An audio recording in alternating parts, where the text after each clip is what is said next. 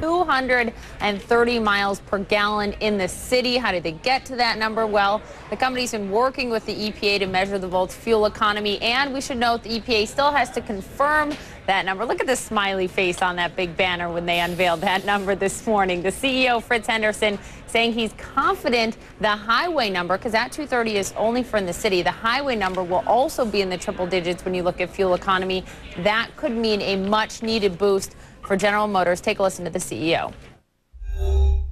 The EPA labels are yardsticks for customers to compare the fuel efficiency of different vehicles. Having a car that gets triple-digit fuel economy, we believe, can and will be a game changer for us.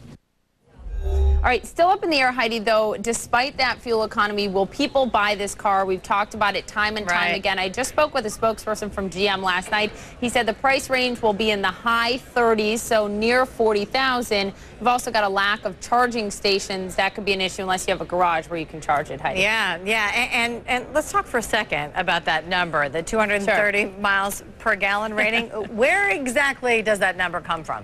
All right, so it's complicated, right, because this isn't just a driving test. The Volt works differently than other cars. You've got the Prius, for example, that hybrid, that gets about 50 miles per gallon, but ultimately all of the energy for the Prius comes from burning gasoline. Also, when you brake the car, when the wheels are turning in the city, that also helps power the Prius through an electric charge. The Volt, however, you plug in overnight, and then you can go 40 miles straight without using any gas. But after that, that's when the gasoline engine kicks in. So you're not going to get 230 miles per gallon if you're driving long distances. Let's say you drive 80 miles straight. Half of that will be on the battery, and then your fuel economy is going to be reduced to about 100 miles per gallon, according to the calculation. If you go 300 miles, your fuel economy is going to be about 62 miles per gallon, Heidi. So it's all an interesting calculation to get to that number. Yeah, very. All right, Poppy Harlow, appreciate that. Our energy.